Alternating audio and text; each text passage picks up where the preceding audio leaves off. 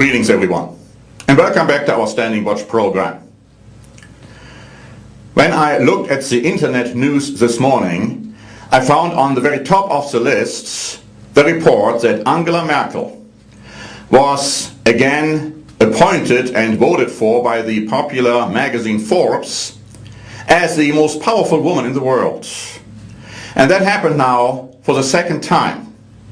And she topped the list way above, for instance, Laura Bush, the First Lady, who only reached place 60.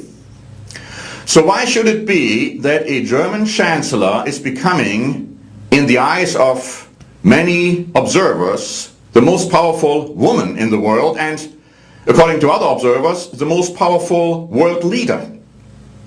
And at the same time we find a diminishing influence and prestige of the United States of America.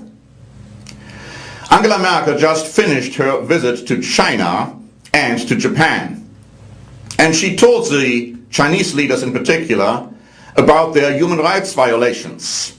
And at the same time she made a proposal regarding the fight against, as it is perceived by her, global warming made by man. And the press and the observers have pointed out that that new proposal is again aimed at isolating the United States of America. Let me just read to you an article which was published this morning in the Süddeutsche Zeitung.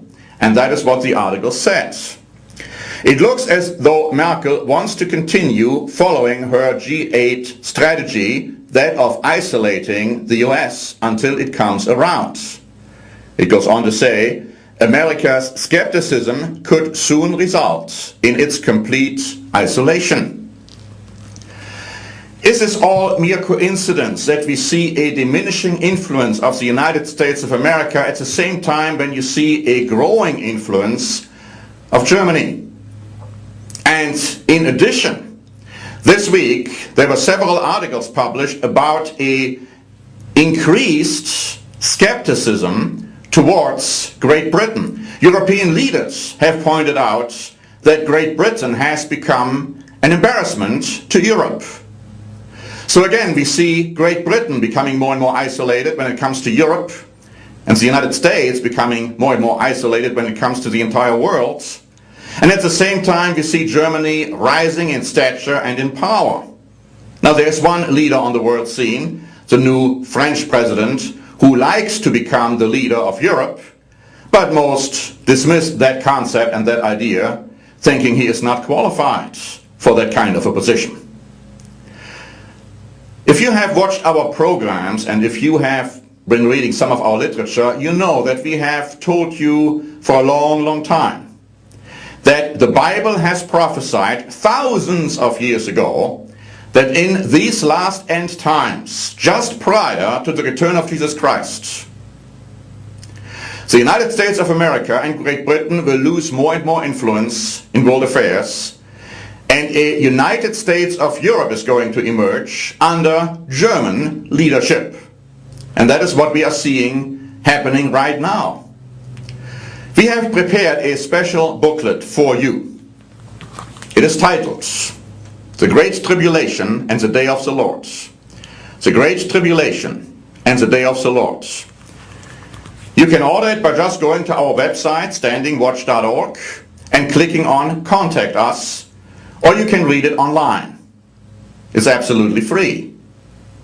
Many people have heard about the concepts of Great Tribulation and the Day of the Lord, but they have no clue as to what those phrases mean. For instance, the Great Tribulation. Jesus Christ talked about the Great Tribulation in Matthew 24. And he said that it will come to a time when humankind will suffer in such a tremendous way as it has never happened before in the existence of man. And this will prelude his return. And then also we find explanations on the Great Tribulation in the book of Daniel and in other places in the Old Testament.